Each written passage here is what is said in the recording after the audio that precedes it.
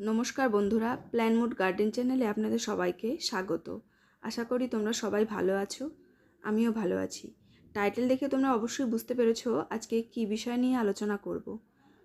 February मासे काटाई छाटाइয়ের परे मार्च मासे एखन गाछगुलो प्रत्येकटातेई सबुज पाता कुड़ी झलमल करछे।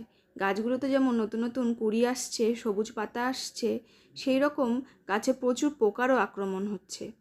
এই সময় একটা বড় সমস্যা, যেহেতু ওয়েদারটা চেঞ্জ হচ্ছে, জবা গাছের মোটামুটি প্রত্যেকটা গাছে বিভিন্ন রকম পোকার আক্রমণ হয়।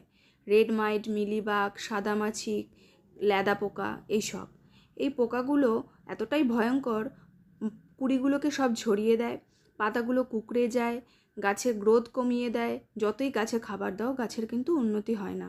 এই জন্য গাছের পাতাগুলো কিন্তু অবশ্যই তাকিয়ে দেখবে পাতার নিচে লাল লাল রেড মাইট হয়েছে কিনা, কারণ রেড মাইট এতটা খারাপ পোকা যে একে চোখে সাধারণত দেখা যায় না। খুব ভালো করে খুঁটিয়ে দেখবে। অনেক সময় দেখবে গাছের পাতাগুলো ঝরে যাচ্ছে, কী কারণ বুঝে ওঠা যায় না, কিন্তু যখন খুব ভালো করে দেখবে, আমার যখন প্রথম প্রথম গাছ করেছিলাম এগুলো আমি বুঝতে পারতাম না। এত সুন্দর গাছ বসিয়েছি, এত সুন্দর থাকতে থাকতে হুট করে ঝিমিয়ে যাচ্ছে, কেন গাছ এরকম হয়ে যাচ্ছে।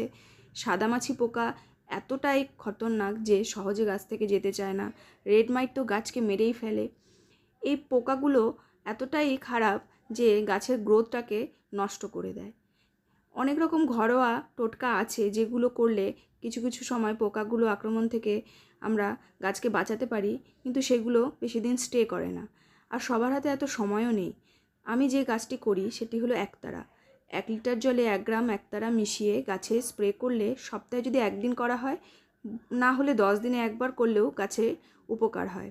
আর ঘুরিয়ে ফিরিয়ে কাকা, এটি 1 লিটার জলে 15-16 ফোঁটা দিয়ে ভালো করে গাছে স্প্রে করতে হবে। গাছের পাতার তলায় ঘুরিয়ে স্প্রে করতে হবে, তাতে গাছের পোকাগুলো দূর হয়ে যায়। এই দুটো যদি ঘুরিয়ে ফিরিয়ে করতে পারো তাহলে গাছে ভালো থাকবে।